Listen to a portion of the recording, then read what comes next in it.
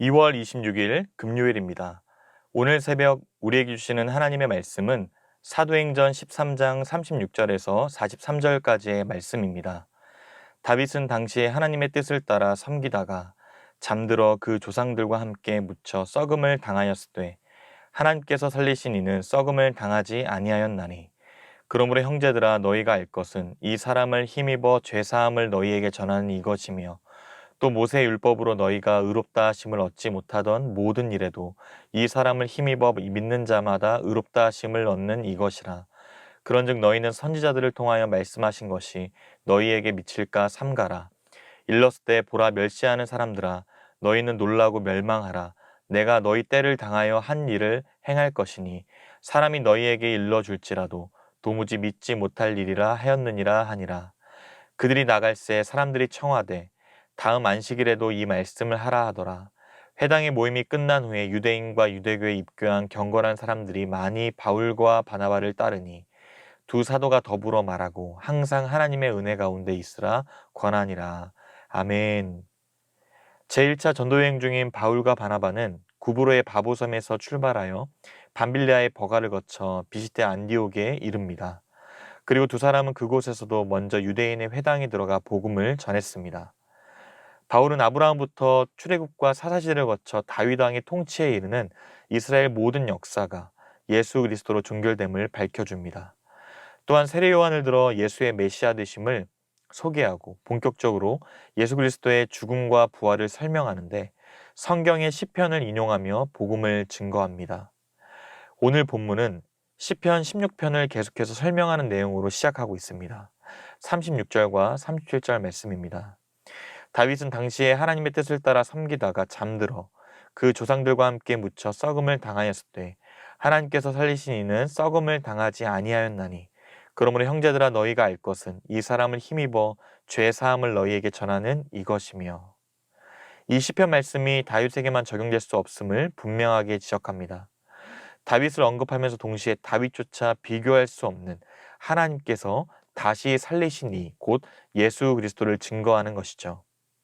다윗은 자기 시대를 벗어나지 못하고 그 시대에 죽는 유한한 인간에 불과했지만 예수는 시대를 초월하여 존재하시며 사망 권세를 이기셨습니다.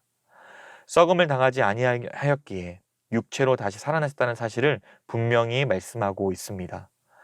바울은 결국 죽었다가 육체로 다시 살아나신 예수 그리스도로 말미암아 죄 사함과 의롭다함을 얻을 수 있다고 확신 있게 말합니다. 이와 같이 예수님의 세상에 오심, 그의 십자가 부활 사건은 하나님께서 조상들에게 말씀하시고 다윗의 언약에서 구체화된 그의 거룩한 약속의 실현인 것입니다. 이 점을 바울은 비시대 안디옥 회당에 있던 유대인들과 하나님을 경외하는 자들에게 분명하게 선포합니다. 바로 이것을 선포하는 것이 구원의 말씀을 선포하는 것이기 때문입니다. 이렇게 모든 것이 성경에 기록된 대로 이루어졌음을 밝힌 바울은 이제 십자가의 사건과 부활이 듣는 사람들과 어떤 관계가 있는지를 결론적으로 선포하기에 이릅니다. 38절 39절에 그러므로 형제들아 너희가 알 것은 이 사람을 힘입어 죄사함을 너희에게 전하는 이것이며 또 모세의 율법으로 너희가 의롭다 하심을 얻지 못하던 모든 일에도 이 사람을 힘입어 믿는 자마다 의롭다 하심을 얻는 이것이라. 모세의 율법 안에서 의롭다함을 얻지 못했지만 이제 예수 그리스도 안에서 믿음으로 의롭다함을 얻게 되었다는 것입니다. 부활하신 예수 그리스도를 통한 죄 용서와 칭의입니다. 바울의 이러한 선언은 로마서와 갈라디아서에서 나타난 이신칭의의 선언이었습니다. 메시아이신 예수님은 세상 죄를 지고 가는 하나님의 어린 양으로서 대속적인 죽음을 맞이하셨습니다. 그러므로 누구든지 예수 그리스도 그 어린 양의 피를 힘입어 죄사함을 얻게 되는 것이죠. 오직 그리스도를 믿을 때만 그의 공로로 말미암아 의롭다함을 얻으며 단절된 하나님과의 관계를 회복할 수 있습니다. 이어서 바울은 그들에게 익숙한 하박국의 말씀을 인용하며 복음을 끝까지 거부하는 자들에게 임할 심판을 선언합니다. 40절, 41절 말씀입니다. 그런즉 너희는 선지자들을 통하여 말씀하신 것이 너희에게 미칠까 삼가라. 일렀을 때 보라 멸시하는 사람들아 너희는 놀라고 멸망하라. 내가 너희 때를 당하여 한 일을 행할 것이니 사람이 너희에게 일러줄지라도 도무지 믿지 못할 일이라 하였느니라. 하박국 1장의 맥락에서 볼 때 하나님께서 이스라엘 백성들에게 행하실 일은 그들의 상상을 초월하는 매우 두렵고도 떨리는 것으로 바벨론 군대를 일으켜 그의 백성을 심판한다는 것이었습니다. 하박국 선지자가 이러한 말씀을 하나님으로부터 듣고 백성들에게 선포했을 때 이 사실을 쉽게 믿지 않았습니다. 그러나 우리는 예레미야를 통하여 그들이 믿기 가장 힘들었던 바벨론에 의한 유다 왕국의 멸망을 보게 됩니다. 오늘 바울이 하박국 말씀을 인용할 때 앞으로 유대인들에게 또 다른 의미에서 바벨론을 통한 멸망이 있을 것이라고 예언한 것이 아닙니다. 오히려 옛 유다 백성들이 하박국 선지자를 통한 바벨론이 그들을 멸망시킬 것을 들었을 때 믿지 않은 것 같이 안디옥 회당에 있는 사람들이 부활하신 예수님을 통하여 의롭다함을 받는다는 구원의 말씀을 듣고도 믿지 못하여 멸망당할 자가 있음을 경고한 것입니다. 이와 같이 사도 바울이 과거 그들의 조상들에게 일어났던 비참한 역사를 회상케 하는 메시지로 회당에서 설교를 끝낸 것은 그들도 예수 그리스도를 통한 죄 사함을 받아 의롭게 되지 못하면 하나님의 심판을 받을 수밖에 없다는 사실을 깨우쳐서 심판에 대한 경각심을 불러일으키기 위함이었습니다. 따라서 회당에 참석한 자들은 하박국 선지자의 말을 인용하여 바울이 전한 말씀을 듣고 이제껏 생각하지 못한 여호와 하나님의 심판에 대해 두려움을 갖게 되었을 것입니다. 그리하여 그들은 설교가 끝난 뒤에도 바울과 바나바에게 다시 듣고자 청하게 됩니다. 42절 말씀입니다. 그들이 나갈 때 사람들이 청하되 다음 안식일에도 이 말씀을 하라 하더라. 그리고 회당의 모임이 끝나고도 유대인과 유대교에 입교한 경건한 사람들이 바울과 바나바를 따르게 되었고 두 사도는 하나님의 은혜 가운데 항상 있으라 권면합니다. 여기서 하나님의 은혜와 함께 머물러 있으라는 것은 항상 복음 안에서 살아가라는 의미입니다. 복음 안에서 사는 것이 하나님의 은혜요. 하나님의 가장 큰 은혜인 구원을 경험할 수 있기 때문이죠. 이 구절과 유사한 표현이 사도행전 11장 23절에 기록된 주와 함께 머물러 있으라입니다. 당시 안디옥의 이방인들이 복음을 받았다는 소식을 듣고 예루살렘 교회가 바나바를 반디옥에 파송했을 때 그곳에서 하나님의 은혜를 보고 매우 기뻐했던 바나바가 성도들이 굳건하여 주와 함께 머물 것을 권면했던 말씀입니다. 믿음의 삶은 계속해서 하나님의 은혜 가운데 머무는 삶입니다. 믿음의 삶은 처음엔 하나님의 은혜로 시작했다가 중간에는 어떠한 노력이나 능력으로 나아가는 삶이 결코 아닙니다.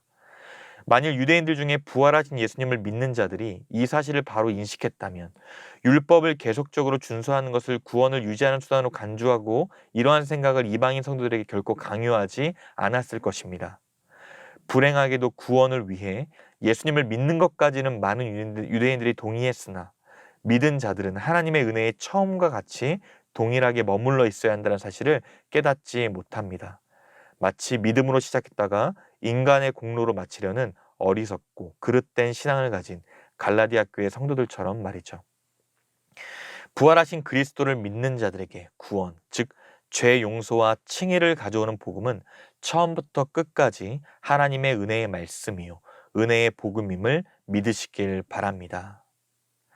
사랑하는 성도 여러분, 우리는 오늘 바울의 설교를 통해 다시 한번 하나님의 역사가 얼마나 치밀하게 이루어져 가고 있는지 깨닫게 됩니다. 그리고 구원을 위한 십자가와 부활 사건이 하나님의 놀라우신 계획과 섭리 가운데 이루어졌음을 확인하게 되었습니다. 아마 회당에 있던 많은 유대인들은 예수님에 의한 속죄와 죽음, 부활을 고민했을 것입니다. 그들에게 익숙한 구약의 말씀이 들리자 자신들의 무지함을 발견하고 바울과 바나바를 따랐기 때문입니다. 바울과 바나바를 통해서 예수님을 온전히 따르게 된 것이죠. 결론적으로 바울이 지적하듯 우리 모두는 우리를 죄에서 구원하시고 영원한 생명을 주시려고 오신 예수님을 힘입어 죄사함을 받게 되며 의롭다함을 얻습니다. 우리는 다 양 같아서 그릇 행하여 각기 제 길로 갔지만 예수님께서는 우리의 모든 죄를 담당하시고 십자가의 언덕에서 보배로운 피를 흘려 주셨습니다. 마침내 다 이루었다고 외치십니다. 그리고 예수님은 3일 만에 부활하셨습니다. 하나님께서는 예수님을 썩음을 보지 않게 살리셨다라고 선언하죠. 우리가 믿고 고백하며 따르는 예수님은 십자가에 달려 죽음으로 끝나는 분이 아닙니다. 예수님은 죽음에 매여 있을 수 없는 바로 생명의 그리스도, 부활의 주님이시기 때문입니다. 이처럼 복음의 핵심을 온전히 선포하는 은혜가 우리의 삶에 있기를 바랍니다. 부활의 주님을 통하여 우리의 삶이 회복되고 진정한 기쁨과 평안이 넘치게 될 줄 믿습니다. 항상 은혜 안에 거하며 이 놀라운 구원 역사에 우리 모두 귀하게 쓰임받을 수 있기를 주님의 이름으로 축복합니다. 기도하겠습니다. 하나님 아버지, 크신 은혜와 사랑을 감사드립니다.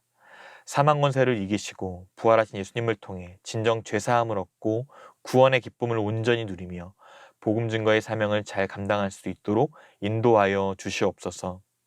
예수 그리스도만이 우리의 유일한 구원자 되심을 고백하오니 주의 거룩하신 이름을 날마다 증거하며 복음에 합당한 삶으로 열매 맺는 은혜를 허락하여 주시옵소서. 부활의 소망, 천국의 소망을 가지고 이 땅에서의 삶을 살아내며 모든 삶의 영역에 하나님의 통치가 있도록 함께하여 주시옵소서. 감사드리며 살아계신 예수 그리스도의 이름으로 기도드리옵나이다. 아멘. 개인적으로 기도하실 때 오늘 주신 말씀을 붙들고 기도하시고 주간 기도 제목을 따라서 모든 소그룹 모임을 위해 기도하겠습니다. 다락방을 비롯한 모든 모임 가운데 삶의 풍성한 교제와 나눔이 있게 하시고 소외되는 영혼이 하나도 없도록 사랑의 교제가 있게 하시며 예수님 안에서 소그룹 모임이 온전히 회복될 수 있도록, 그리고 마지막으로 코로나19 신부상교회 공동 기도문으로 함께 기도하겠습니다.